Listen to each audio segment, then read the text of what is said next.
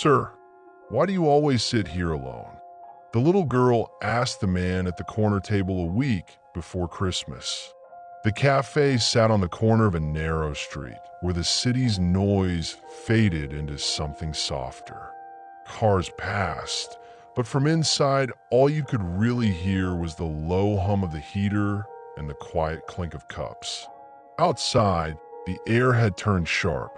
Snowflakes drifted down slowly, catching in the yellow glow of the streetlights. Inside, it was warm. Soft jazz played low from an old speaker mounted in the corner. The wooden tables were scratched but clean, the kind of wear that came from years of use rather than neglect. A glass jar by the register held folded notes instead of coins. On it, in simple handwriting, were the words, "For someone who needs a warm meal."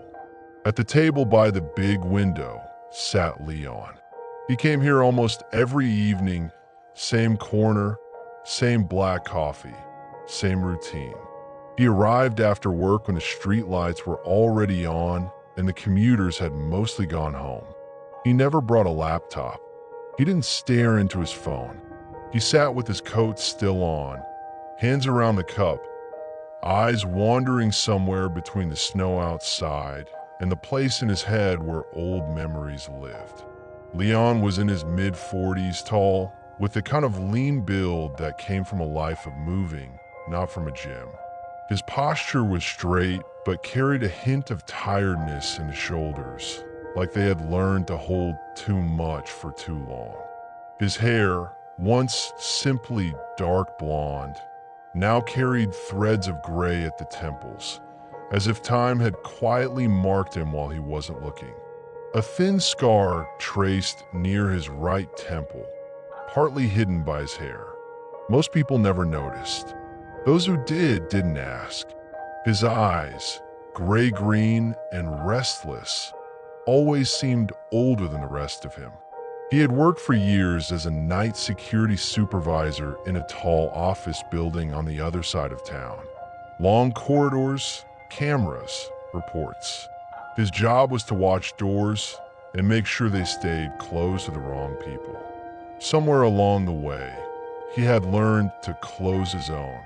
The small cafe had become his one soft place. The owner knew his order without asking. The barista knew not to small talk him too much. People came and went around him, but Leon stayed the same, like a quiet landmark in the corner. On that evening, the first thing he noticed was the cold. Not because it bothered him. He had learned to ignore that a long time ago. But because when the door opened, the wind pushed in against the warmth like a question. The little bell above the door chimed, and a gust of winter slipped inside with two figures, a woman and a child. The girl stepped in first. She had light hair pulled back in a messy ponytail, strands escaping to stick to her forehead. Her cheeks were flushed pink from the cold, and the tip of her nose was red. An oversized winter jacket swallowed her small frame, its sleeves brushing past her wrists. Her boots were worn, the soles slightly bent to one side, the color once bright but now dulled with salt and time.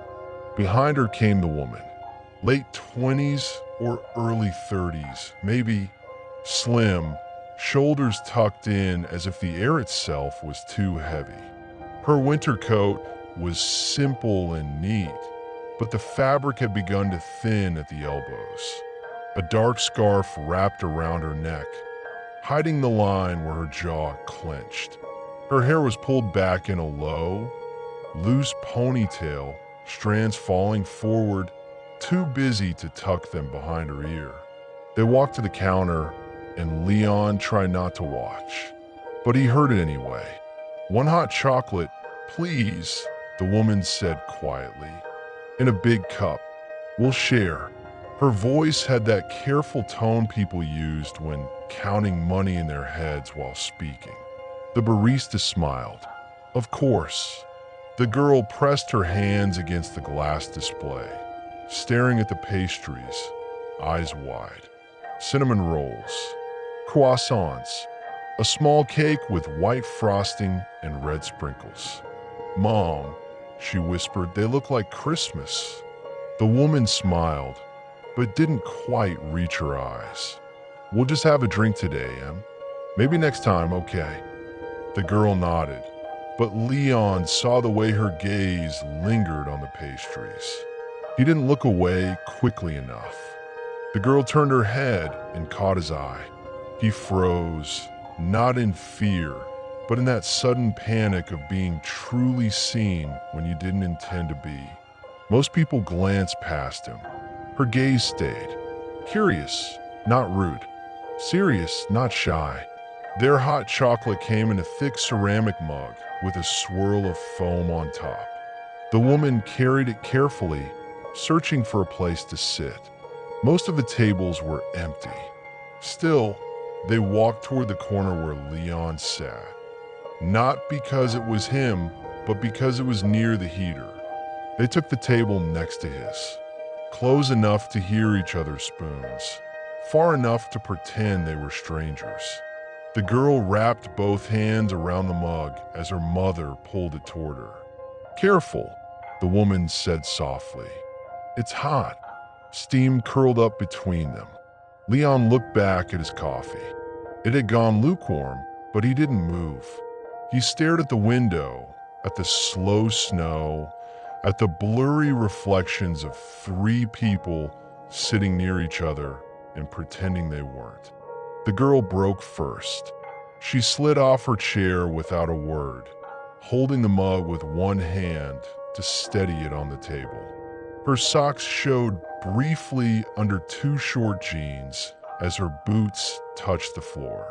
She took 3 small steps and stopped at Leon's table, hands behind her back now, as if she had to keep herself from fidgeting. "Sir," she said. He turned his head slowly. Her voice was calm, not squeaky, not dramatic, just clear. "Sir, why do you always sit here alone?" For a moment, Leon thought he had misheard her. Then he realized he hadn't. He blinked. The cafe seemed to quiet around them, even though the same song still played. The barista looked over, then quickly pretended to wipe down the counter. The woman at the next table paused halfway through stirring sugar into her tea. Leon looked at the girl. He had seen her once before. He realized a flash of that same jacket, a glimpse of that same messy ponytail through the window on another cold evening. At the time, she'd walked past with the woman, holding her hand tightly. He had never seen her this close. Her eyes were blue-green, like a clear morning sky reflected in water. They were not curious in the way of a child asking why snow is cold or why the sky is blue. They were curious about him, about the man sitting in the corner every night, always with the same drink, always with the same empty chair opposite him. He swallowed, suddenly aware of the scar on his temple, the weight of his own coat, the heat of the coffee in his cold fingers. He started, clumsy. He was used to questions like, "What time does the building close?" Or "Can you sign this?" Not this one. From behind, the woman's chair scraped back. "Emma," she said quickly, her voice unsteady. "Come back here, please." "I'm so sorry, she just—" Leon lifted a hand, not to stop the girl, but to steady the moment. "It's all right," he said. His voice sounded rougher than he intended. He looked back at Emma. She was still waiting. She hadn't filled the silence with more questions or apologies. She had asked once and now gave him space to answer, the kind of patience most adults never learned. He had no reason to tell her anything. No obligation. She was a stranger, a child, but for some reason, the question felt less like an intrusion and more like something gentle, like snow landing on his sleeve. Light, but impossible not to notice. "I'm used to it," he said finally. Sitting alone, Emma frowned, as if that answer didn't make sense. "My mom says," she replied, "that sometimes people get used to bad things and forget they're bad." Leon had no idea what to say to that. There it was, the sharp blade of truth wrapped in a child's quiet voice. He almost laughed, except nothing about it was funny. "Emma," the woman said again, closer now. She was standing beside them, cheeks flushed not from the cold but from embarrassment. "I'm so sorry. She just speaks what's in her head. I hope she didn't bother you." Leon shook his head. "No, she didn't." The woman let out a breath she had clearly been holding. Up close, he saw how tired she was. Not the tired that sleep fixes, but the tired that settles into the bones. Months or years of holding everything together. He looked at Emma, then at the woman. "It's all right," he said again. "Really?" Emma glanced between them, then stepped back toward her table, as if the conversation was finished. But before she turned away fully, she added, without the drama of a confession, just simple truth. "I thought maybe you were waiting for someone, but you always leave alone." Leon felt something shift in his chest. A door he didn't realize was still holding shut moved just a little. "Emma," the woman whispered, her voice breaking. She reached for her daughter's shoulder. The girl went back to her seat obediently. The woman followed, sitting down with a quiet thump, as if her legs might give up on pretending everything was fine. Leon stared at his coffee. He had been waiting once. Years ago. Same cafe. Same table. Different furniture, maybe. Different colors. But the same corner, the same window, the same idea of someone will walk in and this will change. They never had. He hadn't thought of that night in a long time. He took a breath. The air tasted like coffee and cinnamon, and underneath it all, something else, regret, maybe, or the possibility of something different. He stood up slowly, his chair scraping softly against the floor. The woman looked over, wary for a second. Leon nodded toward her table. "Do you mind if I sit there for a minute?" he asked, just to answer her properly. The woman blinked. "You don't have to." "I know," he said quietly. "I want to." She hesitated, then nodded, moving her bag to give him space. Leon pulled his chair to their table. For the first time in a long time, he sat somewhere other than the corner. The cafe suddenly felt different, closer, realer. Emma watched him as if she'd opened a book and wanted to know how the story went next. "My name is Leon," he said gently. "Emma," the girl replied, though he already knew. "And this is my mom, Maria." Maria startled a bit. "She introduces me a lot," she said with a small, apologetic smile.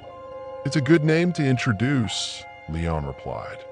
For just a second, Maria's eyes flickered with something like surprise. People weren't usually kind to her without expecting something in return.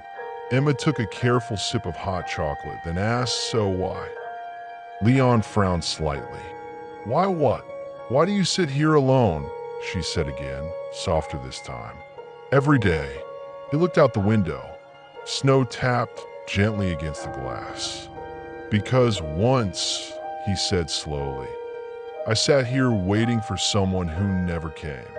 And I never really stopped waiting, even when I pretended I had." He didn't know why he told the truth. Maybe because she had. Emma tilted her head, thinking about his answer as if it was a puzzle she could solve. "Do you think," she asked, "maybe they got lost?" Leon's throat tightened. For a heartbeat, another cafe, another winter, Another pair of eyes flashed before him. Not a child's, but his mother's. Tired, soft, apologetic. Back then, she had promised to meet him after work. She never made it. No, he said quietly. She didn't get lost. The world just got in the way. Maria looked at him sharply at the word she, but she didn't ask. Not yet. Emma thought it over and nodded slowly, as if she accepted that answer for now.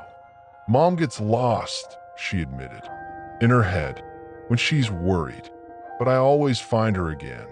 Maria laughed softly, though her eyes were suddenly wet. Thank you for announcing that to everyone, she murmured, brushing a stray strand of hair away from Emma's face. Leon smiled just barely. The conversation could have ended there. He could have gone back to his corner, back to his quiet, back to his lukewarm coffee and his safe distance from other people's lives. But then the door opened again. This time it wasn't the sound that caught his attention. It was the wind. Harsher, sharper. The temperature had dropped. Emma shivered. Maria noticed and slid the mug toward her. Drink the rest, sweetheart. Leon looked at the simple coat Maria wore, at the way the fabric at the cuffs had thinned. He glanced at Emma's boots, the soles curved, the laces frayed. Do you live nearby? He asked before he could talk himself out of it. Maria hesitated. A few streets away, she said carefully. Down by the river. Leon knew that area. Cheap apartments. Thin walls. Drafty windows. Old locks. Old building, he asked. She frowned. Yes. What? He didn't answer right away.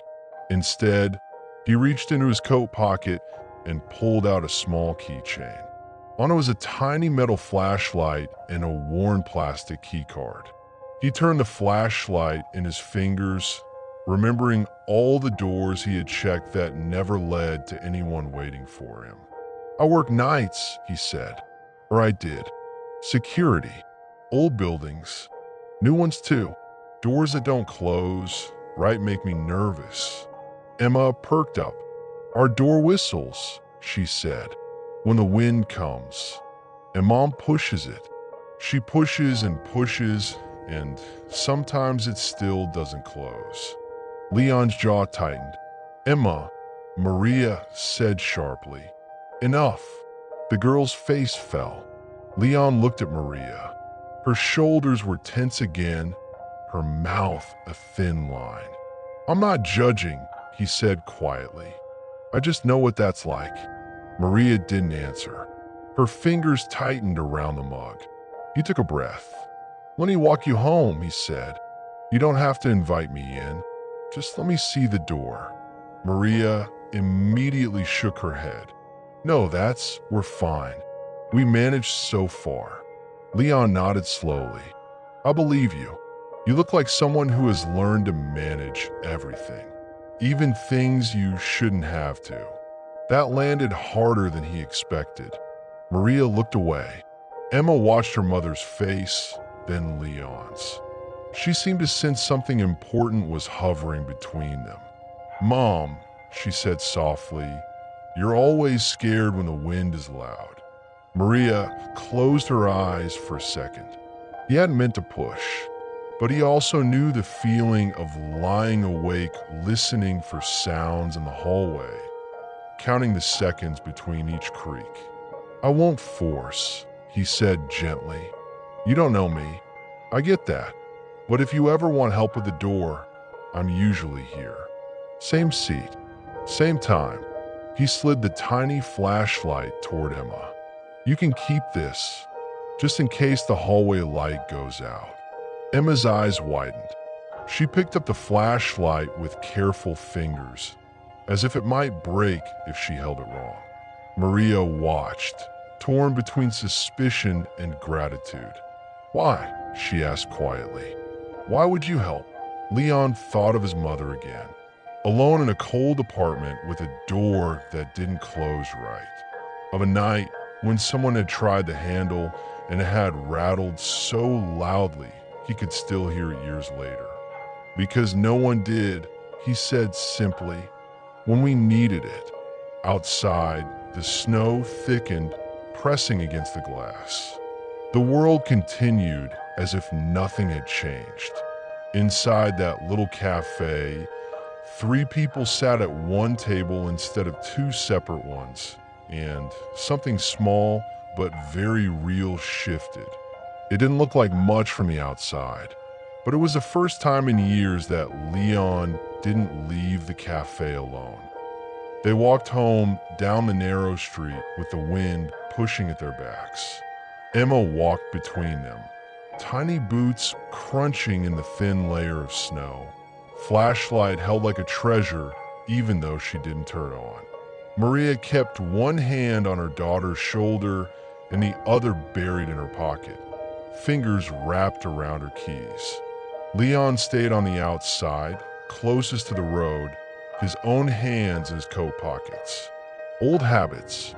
He scanned the alleys without really thinking about it. He noticed broken lamps, a loose manhole cover, a car that had been parked in the same spot for too many days. They didn't talk much. Emma filled the silence with small things. Our neighbor cooks fish that smells really bad. The hallway light flickers like a scary movie. Mom sings when she thinks I'm asleep. Maria laughed softly at that, the sound drifting into the cold air. I do not, she said. You do, Emma insisted. Leon listened without interrupting. He hadn't realized how starved he was for simple, unforced conversation, for the rhythm of a child's voice filling in the empty spaces. Their building stood near the river, just like Maria had said. The brick was old, the paint peeling at the edges like paper. Some windows were lit, others dark. One blind hung crooked at a corner. Moved by the draft, Leon saw the door before they reached it. The frame had shifted with time. The bottom edge scraped against the floor. The lock plate was misaligned.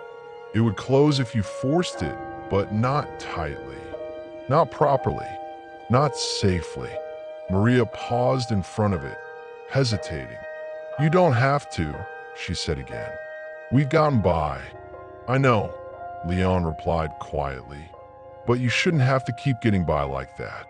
He crouched down, running his fingers along the edge of the frame. The wood was soft in places, darkened with moisture. He pressed the hinge. It rattled. Do you have a chair? He asked. Maria frowned. What? A chair, he repeated gently. Something I can use to hold the door while I fix this. I won't go inside if you don't want me to. You can stay right here and watch. She studied him carefully. Years of bad experiences and warnings from other people sat like stones in her chest. Helping always came with a price. She had learned that in more ways than one. But Emma was watching her too. Mom, the girl whispered, remember? You said if someone is kind, we shouldn't punish them for other people's mistakes. Maria closed her eyes for a heartbeat. Then she opened the door. Wait here, she said, and slipped inside. Leon stayed on the threshold, one hand holding the door, foot against the frame, as if keeping it from moving any more than it had to. Emma stood just behind him in the hallway, watching her mother hurry to grab an old wooden chair. He noticed the thinness of the door as he held it, not the thickness you wanted between yourself and the world. The lock was old and stiff. The screws at the top hinge had been replaced at some point with ones that were too small. How long has it been like this? He asked quietly. A while, Maria answered, bringing the chair. Longer than I'd like to admit. He didn't say, you should have fixed it sooner. He knew exactly how many things came before door repair in the invisible list poor families carried in their heads. Rent, food, shoes that almost fit, medication, laundry, everything else. He wedged the chair under the handle from inside, then stepped back out into the hallway and looked at the hinges more closely. "This will hold it for tonight," he said. "It's not perfect, but it's better. Tomorrow, I'll bring new screws. Maybe a better lock if the landlord doesn't show up with one."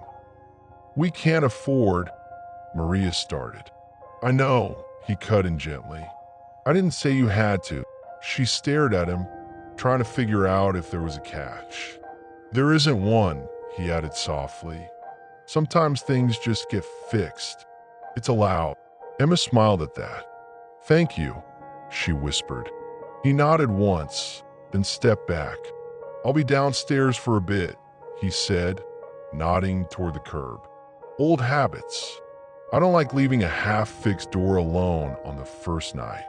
"You don't have to," Maria began. "I know," he said. "I want to." She didn't argue this time. She only watched him for a little longer than necessary before she finally closed the door. It clicked more firmly than it had that morning. Not perfect, but better. Inside, in the silence that followed, Maria leaned her forehead against the wood and exhaled slowly. Emma watched her. "Are you still scared?" the girl asked. Maria opened her eyes. "Yes," she said honestly, "but a little less." Down on the sidewalk, Leon sat on the concrete steps, hands tucked in his coat pockets, breath visible in the air. He watched the entrance, the way he had watched 100 doors in his life, waiting for nothing and everything all at once.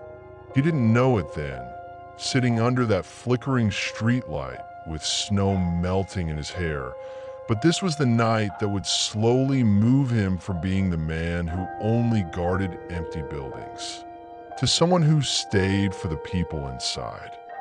The days that followed didn't turn into a fairy tale. They turned into something quieter.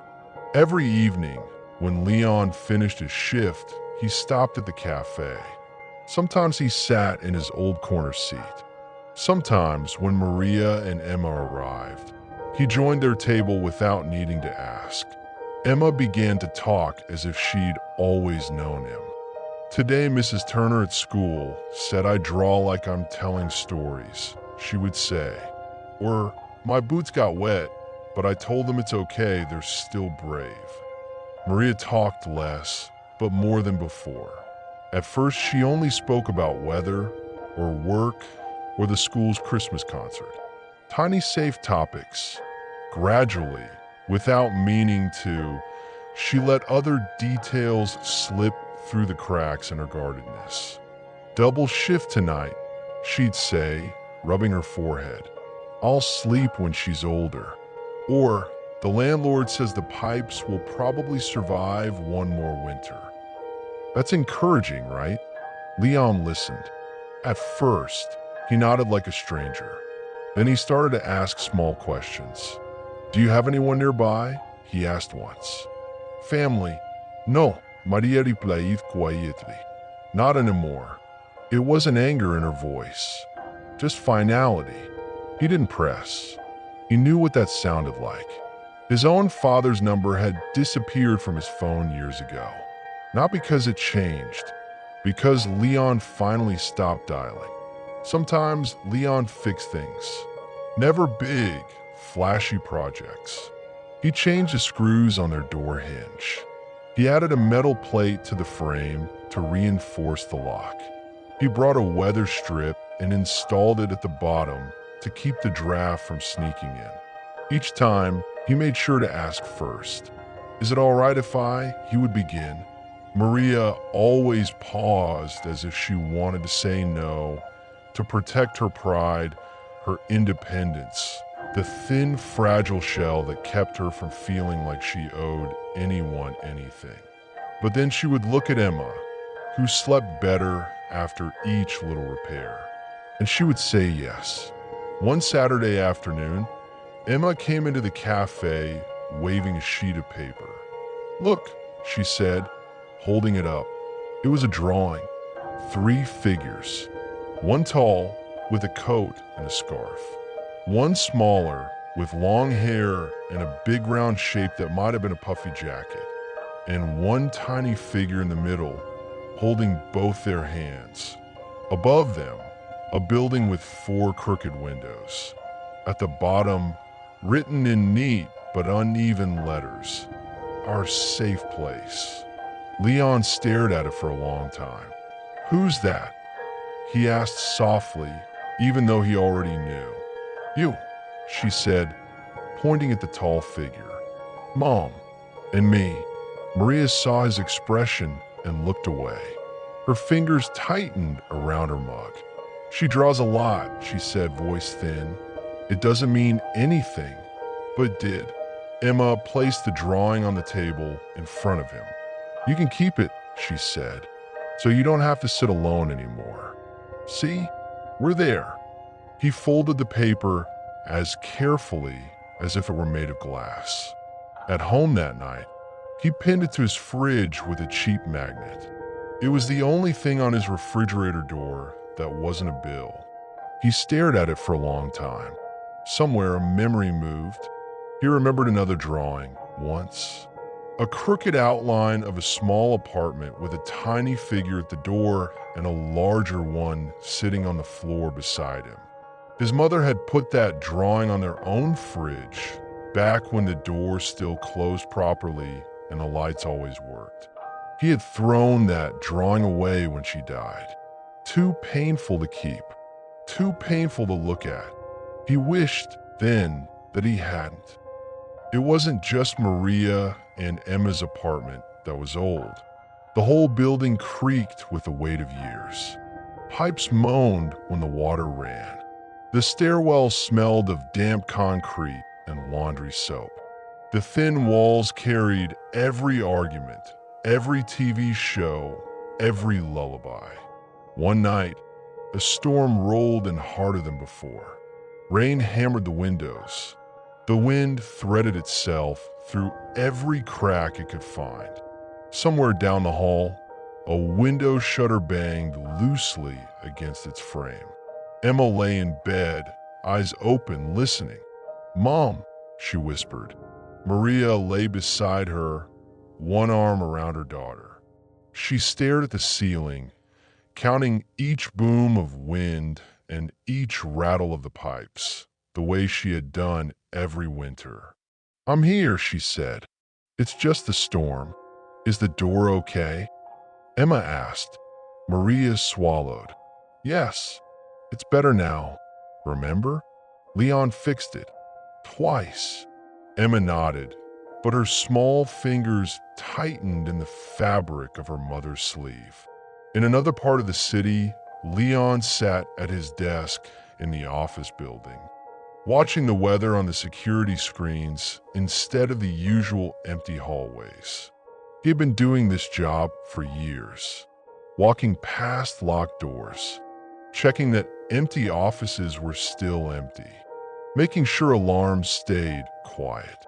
Tonight, all he could think about was one door that wasn't technically his responsibility, the one he wanted to answer to anyway. The rain grew heavier. On one of the outside cameras, he saw a trash can tip over, rolling down the sidewalk like a stray thought. He sighed, then reached for his phone. He typed a message. "How's the door holding up?" he wrote. He stared at the screen for a second, then deleted it. Too much. Too obvious. He tried again. "Storm strong tonight. If anything feels off, call me." He deleted that too. He had no right to insert himself into their fear. He was just a neighbor, technically, a man from a cafe, a security guard, not a savior. The intercom buzzed. "Everything all right, Leon?" The night receptionist asked over the speaker. "You're pacing." He hadn't realized he was. Yet he said, "Just watching the weather." The receptionist laughed. "You sound like my grandma." He smiled despite himself. But when the power flickered once, then again his smile faded. "Not here." He could handle darkness in the office.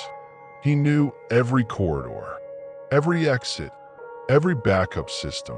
What he couldn't handle was the thought of that flicker happening in a different building. One with a whistling door and thin walls, and a little girl who slept with a flashlight by her pillow now. He checked the time. 3 more hours of his shift. 3 more hours of pretending he was calm while part of him sat in a hallway across the city listening for footsteps. On the other side of town, Emma's hallway light flickered too. Once, twice, then died. The darkness rushed in all at once, filling the narrow corridor between the front door and the living room. The only light left was a small lamp in the bedroom, turned low. Emma sat up in bed. "Mom," she whispered, "it's dark." Maria's heart jolted, even though nothing had actually happened yet. She had lived most of her life being afraid of what might. "It's okay," she said. "Stay here. I'll check the fuse box." She got up, pulling on her sweater, stepping into the hallway with bare feet. The cold floor made her teeth clench. The door looked solid. The extra screws Leon had added were still in place. The new strip he'd installed at the bottom was holding, but the darkness exaggerated every edge of the frame, making the shadows look deeper. She flipped the switch to the hallway light. Nothing. She opened the electrical box. The fuses were old, labeled in faded pen. She tapped one with her finger, as if that would magically fix it. "Please," she whispered to no one in particular. "Just this once, don't make it harder." She heard a noise then, not from the fuse box. From outside, a metallic clink, soft but unmistakable. Someone testing the handle. She froze. Her lungs forgot how to work. The thin hairs on her arms lifted. All the nights she had imagined this rushed back. Every scenario, every what if, every whispered prayer she'd made that no one would ever decide her door was the one to try. The handle jiggled again. Not hard, not angry, almost casual, like someone testing to see which doors gave way easily. "Mom," Emma called from a bedroom, voice trembling. Maria pressed herself against the wall, out of direct line with the door. Her fingers shook as she reached for her phone. Leon's number sat in her recent calls list from the day he'd texted to ask if the new lock had felt any better. She stared at the screen for a full 3 seconds. She had built an entire life on not asking for help, on surviving anyway, on being the one who stayed when everyone else left. Her thumb hovered. Then, for the first time since Emma was born, she chose differently. She pressed call. Leon's phone vibrated on the desk beside his elbow. He glanced at the screen and felt his heart stutter. "Maria." He didn't waste time with hello. "What's wrong?" he asked, already standing. She didn't bother pretending. "Someone's at the door," she whispered. "The hallway light is out. They're trying to handle. I don't know if it's just someone drunk or..." He didn't let her finish. "Is the chain on?" he asked. "Yes." "Is Emma with you?" "In the bedroom." "Keep her there. Don't open the door. Don't speak to whoever it is. I'm on my way." "You're at work," she protested weakly. "You can't just..." "I can," he said. "And I am." He grabbed his jacket from the back of his chair and his bag from under the desk. "Emergency," he told the receptionist. "Family matter." The receptionist had never heard that tone in his voice before and didn't ask questions. Outside, the storm pressed against him as soon as he stepped through the doors. The cold bit at his ears. Rain hit his cheeks like needles. He barely felt it. He didn't think about rules. He thought about a door that whistled even when it was closed, about a child's hand wrapped around a tiny flashlight, about a woman who had finally called someone instead of absorbing the fear alone. He thought about his mother too, though he tried not to. The bus stop fell a mile away. The bus itself took too long. Each red light lasted forever. Every delay made his pulse pound harder. By the time he reached their street, the rain had turned to wet snow again. He didn't slow down. He didn't need the building number to know where to go. He had memorized the rhythm of their footsteps, the distance from cafe to their door. He knew which step creaked the loudest, which window always had the dim lamp on. He ran up the stairs two at a time and stopped just before the landing. He listened. Silence. No rattling handle now. No muffled voices. No heavy boots on the stairs. The danger might have passed, or it might be waiting. He stepped into the hallway. "Maria," he called softly. Her voice came through the door, thin but steady. "We're here." "It's me," he said. "I'm right outside your door. Don't open it fully, just enough to see." He heard the chain slide. The door opened an inch. Then two. One brown eye appeared in the gap. When she saw him, her shoulders dropped. She opened wider, still keeping the chain on, letting him see her face. It was pale. Her hair was messy. There were small crescent marks on her arm where her nails had dug in. "Did they leave?" she asked. He glanced up and down the hall. "Looks like it." "Did you hear them go down the stairs?" "Yes." She swallowed. "But I wasn't sure." "That's okay," he said. "You don't have to be sure. You called. That was enough." Something in her expression flickered at those words. For so long, no one had ever told her that. "Can I stay outside for a while?" he asked. "Just in case they come back." "You'll get sick," she protested weakly. He almost smiled. "I've been standing in worse places, in worse weather, for people I don't even know. This time it's different." She didn't argue again. He moved a few steps away from the door and leaned against the wall opposite, hands in his coat pockets, eyes on the stairs. From inside, Emma whispered, "Is he there?" "Yes," Maria answered. "He's there." "Then it's okay," Emma replied. Maria sat cross-legged on the floor inside, back against the door, hand resting on the chain as if it were a lifeline.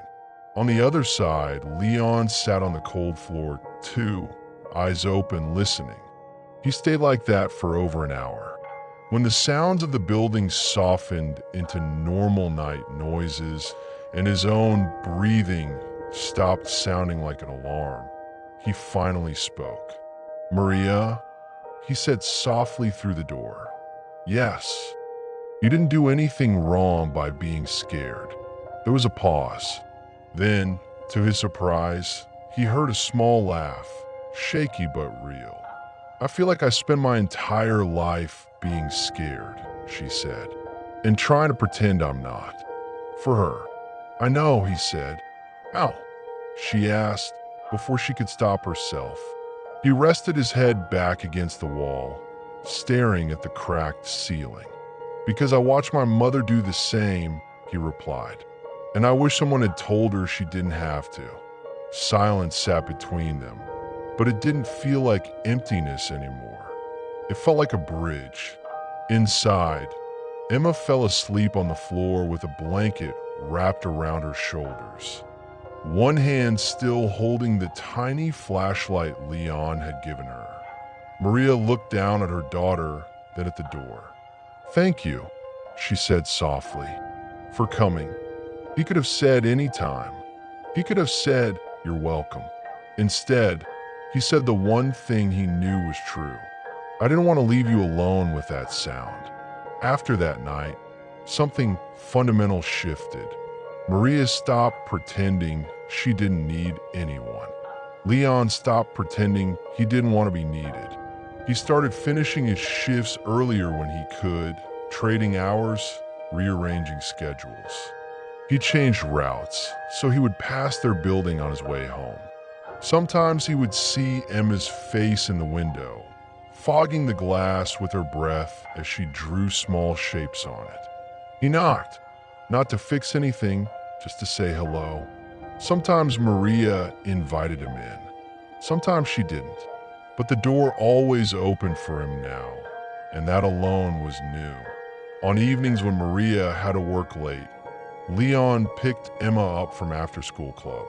The first time, he stood at the gate feeling completely out of place among the other adults, some on their phones, some talking to each other.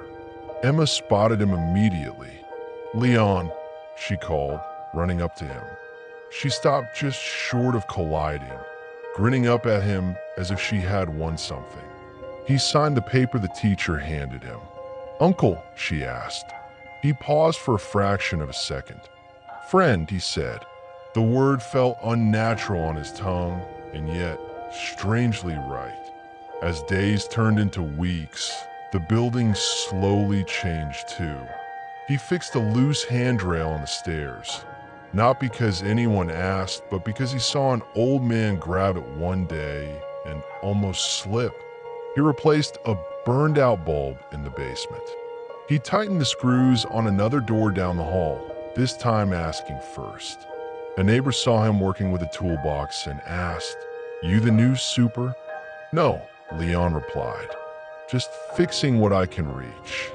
Word got around.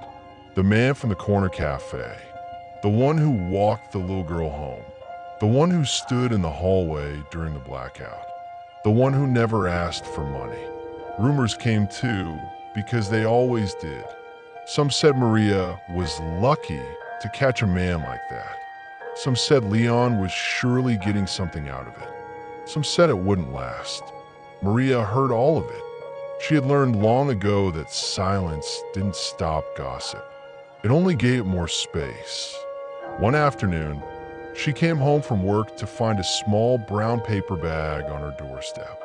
Inside were fresh rolls, still a little warm, and a note in messy handwriting. For the lady with the brave little girl. "You're doing great." No signature. She looked up and down the hallway. No one there. She smiled to herself. She knew who had started all this, without asking for credit. Later that evening, she found Leon in the cafe at his usual table, Emma beside him. The girl was drawing again. This time, the door in her picture stood tall and straight. No gaps, no strange lines. Above it, she had drawn a small light. "What's that?" Leon asked, pointing. "The hallway," Emma said. "It doesn't flicker now." He laughed quietly. "Good," he said. "It shouldn't." He didn't tell her that he had convinced the landlord, using some very specific wording about fire codes and liability, to replace the old light. Maria watched his face as he spoke to Emma. The way his eyes softened when he listened. The way his voice shifted from guarded to gentle without him noticing. She realized something then. He wasn't just fixing doors. He was repairing something inside himself too. A week before Christmas, the cafe was busier than usual. People came in with shopping bags, scarves, and flushed cheeks, shaking snow from their boots as they lined up for hot drinks. Twinkling lights had been wrapped around the window frame, and a small artificial tree stood near the counter with paper stars hanging from its branches. On each star, someone had written a wish. More time with family, a better job, peace and quiet. Emma tugged at Leon's sleeve. "Can I write one?" she asked. "Of course," he said. The barista handed her a blank star and a pen. Emma bit her lip as she thought. "Can you spell always?" she asked, handing the pen to Leon. He did. She wrote carefully, tongue between her teeth, each letter large and serious. When she finished, she handed it to him. He read it silently. I want Mom to always feel safe." His throat tightened. "Do you like it?" she asked. "Yes," he said quietly. "Very much." "Will it come true?" she asked, tilting her head. He looked down at her, then at Maria, who was standing at the counter paying for their single hot chocolate again. "Some wishes need help," he said. "We can help this one." Emma smiled, as if that was the best answer. He hung the star near the top of the tree. It swayed gently in the warm air from the heater. Later that night, after Emma had fallen asleep and the apartment was quiet, Maria stood alone in the kitchen. She looked at the marks on the wall where she had measured Emma's height each birthday. She looked at the thin curtains, the cheap cabinets, the chipped edge of the sink. Then she looked at the front door. It no longer whistled when the wind hit it. The lock clicked solidly now. The light outside stayed on. She thought of Leon in his small apartment somewhere across town, sitting alone at his corner table or his kitchen chair, the drawing on his fridge watching him back.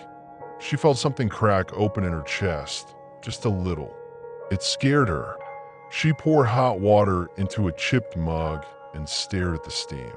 When a knock came, it was soft like the first time. "Who is it?" she called, heart racing even though she already knew. "It's me," Leon said quietly. She opened the door.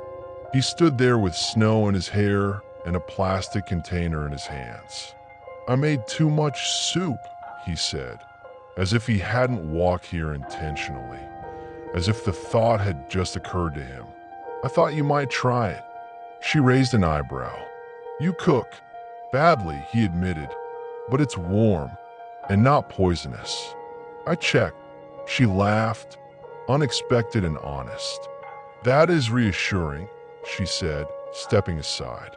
"Come in." He did.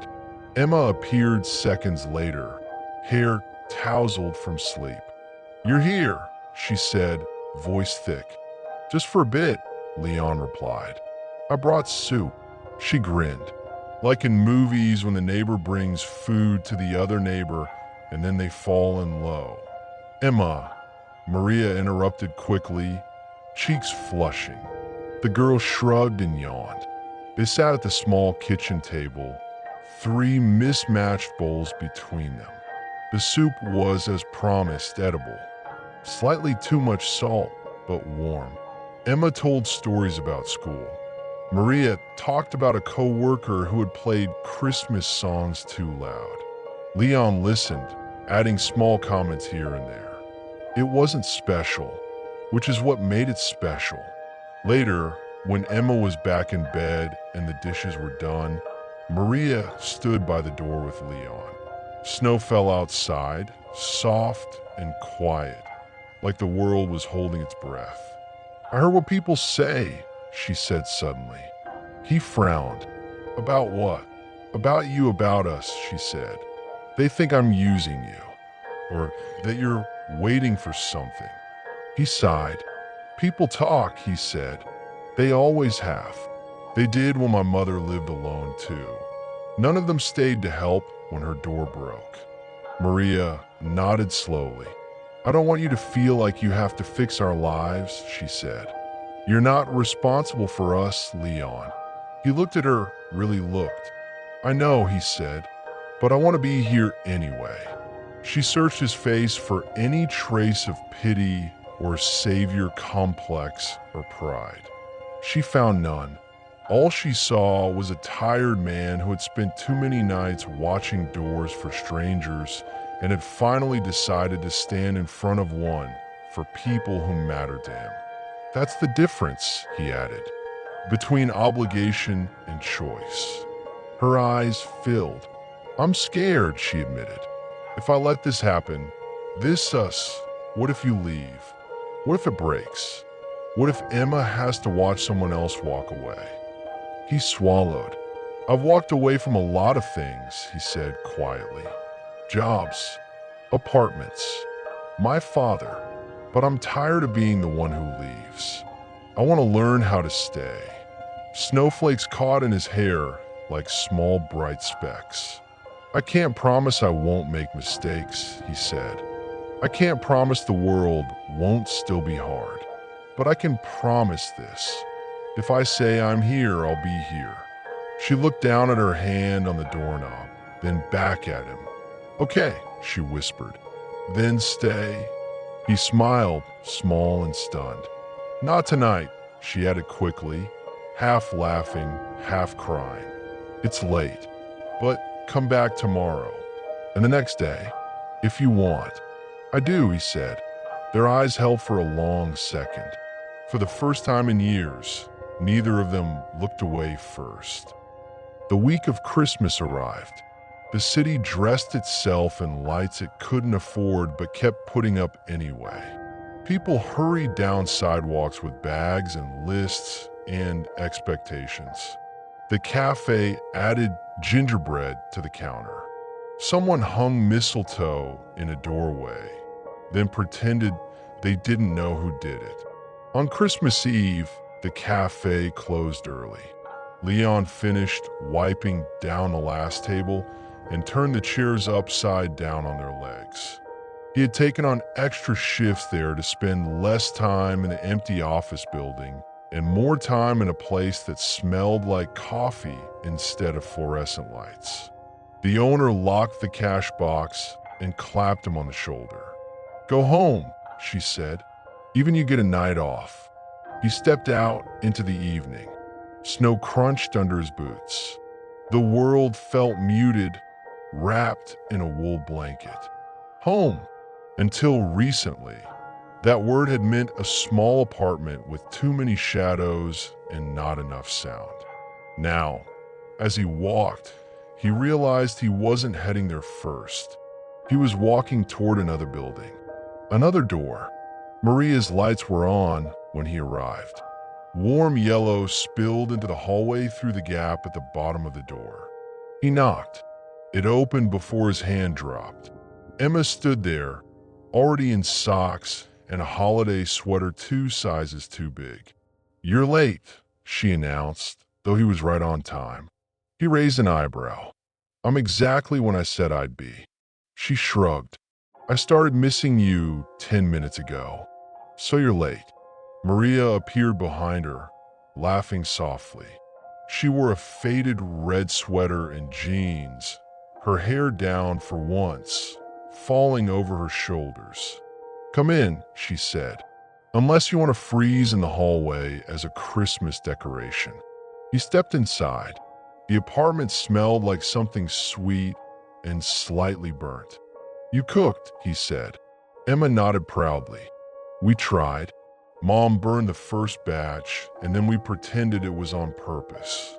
It's called extra toasted," Maria said, deadpan. He smiled. They ate at the small table. Not a feast, just a few simple dishes arranged like they were more than enough. And in a way, they were. After dinner, Emma handed out 3 small wrapped packages. "I made presents," she declared. Leon looked at the one with his name on it.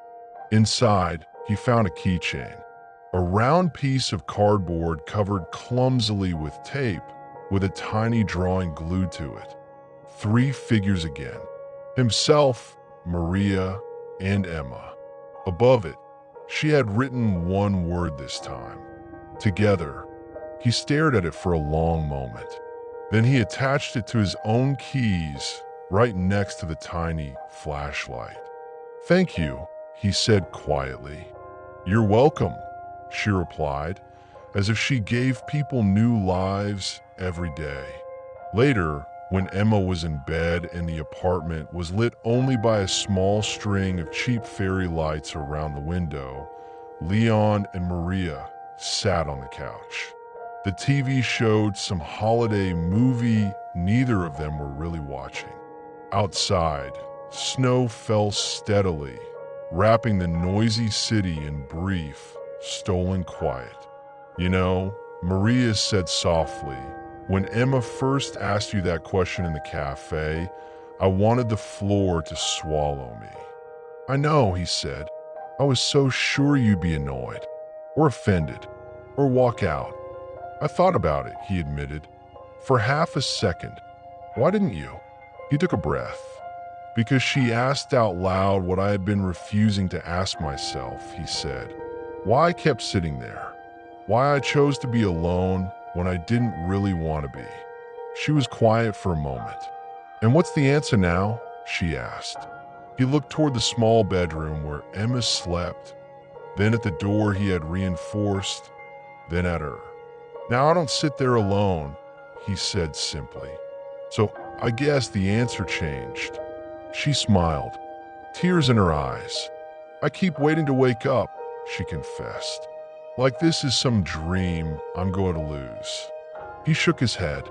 This isn't a dream, he said. It's just a small life. And I think that's all I ever wanted. I just didn't know how to admit it. She leaned her head against his shoulder. He stiffened for a second out of habit. Then he relaxed. The door was closed. The lock was solid. The light in the hallway worked. Outside, the world spun and shouted and chased, as it always did. Inside, 3 people sat in a small apartment and realized that for the first time in a long time, nothing else mattered. Months passed. Snow melted. The river thawed. The city shifted from gray to something like color. Leon changes shifts. Then he changed his job. One evening at the cafe, he told them, I'm leaving the night work, he said. Maria looked up sharply. They fired you? No, he said. I quit. She blinked, stunned. But why? You've been there for years. He sipped his coffee. Because I watched those doors for too long, he said. Empty floors, empty rooms. I kept everyone else's things safe while my own life stayed locked away. He paused, searching for the right words. I want work that lets me be home at night, he said simply. With you. With her. Emma beamed. You'll be here when it's dark? She asked. Not just sometimes. As often as I can, he replied. He had taken a job repairing and maintaining old houses and small buildings. Fewer uniforms, more tools, less surveillance footage, more real people. He spent his days crawling under porches, replacing boards, strengthening frames, mending things other people had given up on. It suited him. He told himself he had chosen the job for the schedule. But he knew it was also because every door he repaired felt like one more apology he couldn't make to his mother anymore. He couldn't go back and fix the night she called him and he didn't answer. He couldn't undo the years he spent angry at her for leaving, even though it wasn't her choice. He could only make sure other doors held when they were tested. Maria watched him change week by week. He stood straighter, laughed more, even when it was quiet or half under his breath. The apartment slowly filled with pieces of his life. A jacket left on the back of a chair, a book on the windowsill, a toolbox near the door just in case. He asked her things too. What did you want to be before all this? He asked one night. When Emma was asleep and they sat together at the table, bills spread out in front of them. She almost laughed. I don't remember. Try, he said gently. She stared at the window for a moment, at the faint reflection of her own face.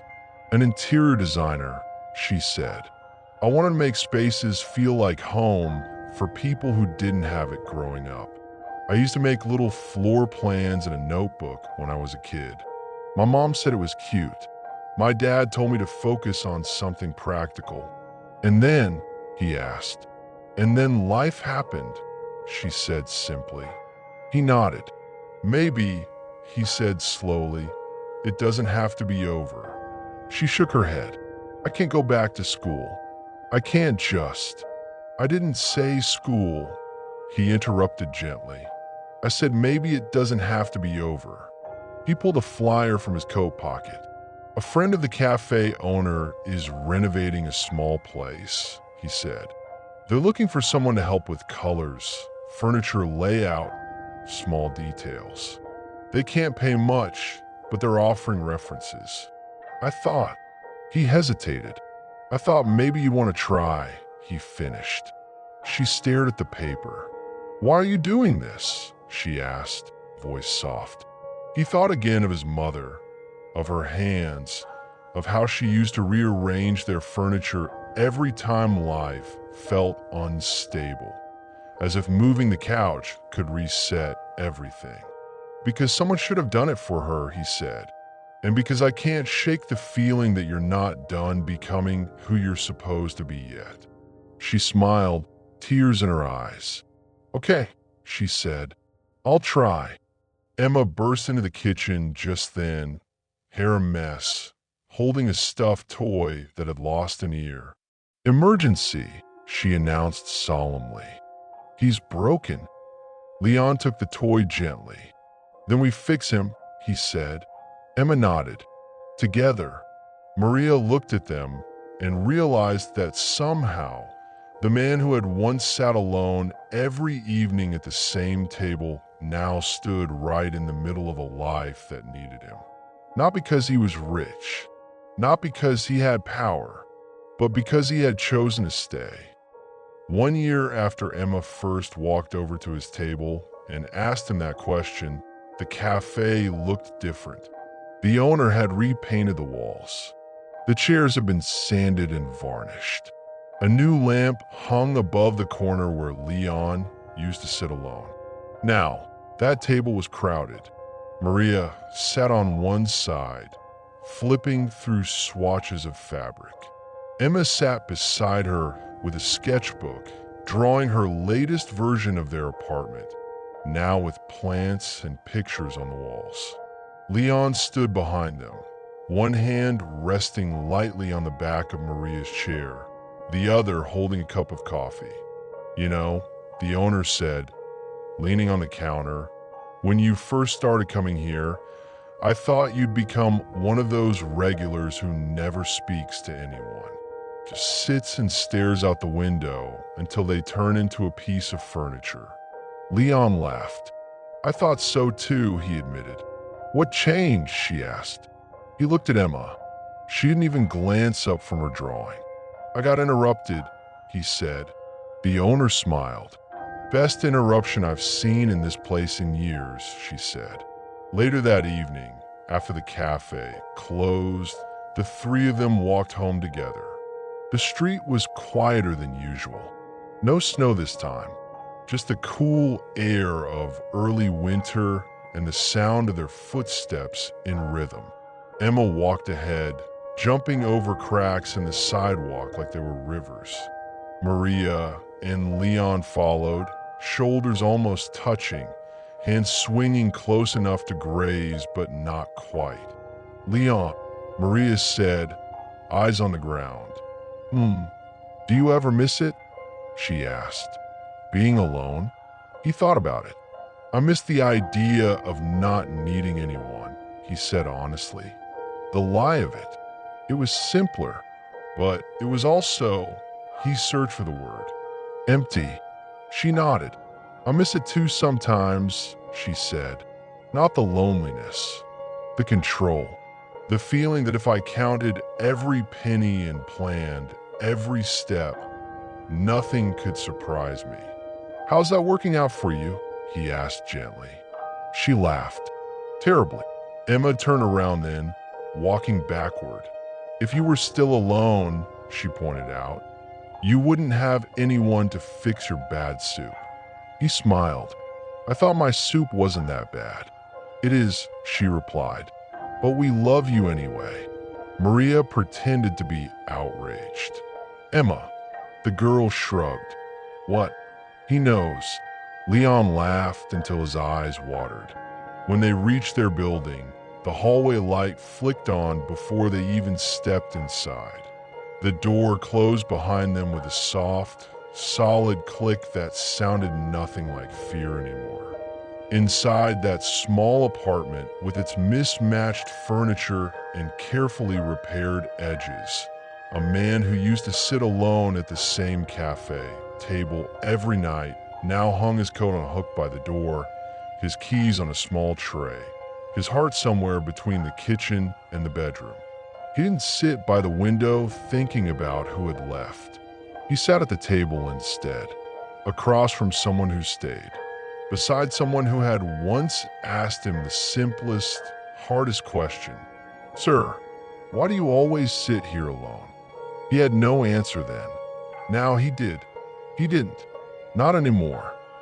Thank you for staying with this quiet story of fear, small kindness, and the courage it takes to let someone in. If this journey touched you, reminded you of the power of simple questions and ordinary evenings, or made you think about the doors in your own life that finally close right, don't forget to like, subscribe, and hit that support button. We share real, emotional stories that don't need perfect lives or perfect people, just hearts that still want to try. Maybe this was the story you needed today, or maybe someone you love needs to hear it too. Stay with us. More soul deep moments are closer than you think.